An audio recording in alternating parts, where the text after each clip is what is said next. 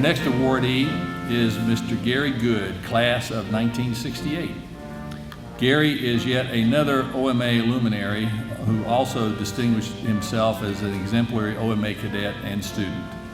He went on to a very interesting and memorable career in the music industry and as a successful small business owner. And when you read his bio, most of us our age will recognize many of the musical groups that he worked regularly with. Gary, would you please come forward and for the presentation and your remarks.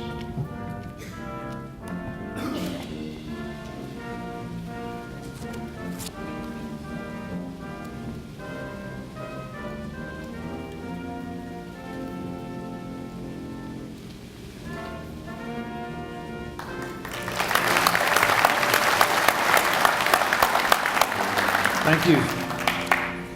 Well, I've had many blessings in my life. Some of them didn't appear to be blessings at the start. For instance, one day I came home from school and my mom said, "We've invited a gentleman to come over and talk to us about a school." Doorbell rang and in walked Elmer Tanner.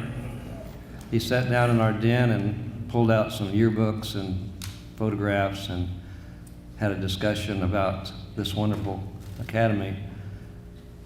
Now, I have to tell you, this was not on my radar. Now, what 13-year-old boy would relish the idea of leaving all his friends, going 2 hours away to a school that had no girls? But in retrospect, I want to thank my mom and my dad, Betty and Al Good, for caring enough about me to notice that I was veering off a little bit and distracted.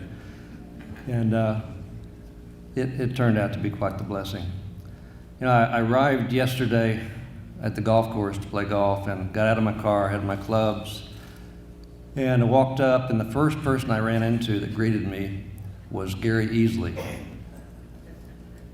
Now, you know when you sign up for a new bank account or a credit card, they have the security questions, and they ask that question, who was your favorite teacher? Well, for me, all these years, it's been Gary Easley. That's always the answer, so I may lose my identity here. Gary was my coach, my mentor, and my teacher. He inspired me to hit the baseball harder. He made me love history, and he probably saved my life on the 1 year that I played football by making me the extra point kicker, keeping me away from all those big guys. These reunions are really so nice to be able to come back and see old friends that I haven't seen for many years and make a lot of new friends that we weren't necessarily in class with.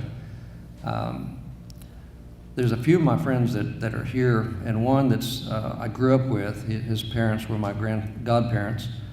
Sam Anthony is here somewhere today, and we went to grade school together. Patrick and Bill Protova are here. Patrick and I were rabbits together, and we later visited Italy, and he welcomed my family into his home for a few days while we were visiting.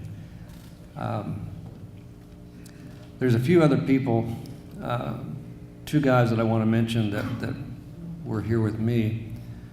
One was Roger Hamilton. Now, I didn't know Roger very well when I was up here. We didn't run together, but not long ago I saw on Facebook that he was terminally ill, and so I called him. He was in California, and we had several really meaningful conversations over several months. The most recent one was just 2 weeks before he died. I just want to say that Roger loved OMA. He loved his time here and his friends here, and I just want to acknowledge him. And another friend that I just found out about yesterday was Joe Ramsey, and his brother John is here today. I tried to talk Joe into coming to reunions forever, and he never did, but I wanted to acknowledge Joe Ramsey today. Another blessing that I had in my life is here today, and I want to introduce them. My daughter Margot, raise your hand. My granddaughter, Haley, and my great-granddaughter, Carson, are here today.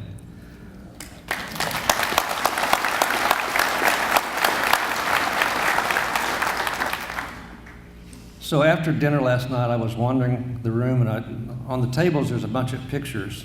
And so I was kind of scanning around and looking at the photos of cadets that are no longer with us. And I saw this really handsome man. His name was Sam Trizza. Lieutenant Sam Trizza. Now, he was Corps Commander here before I got here, but he returned to be a student teacher, and I was lucky enough to be in his class.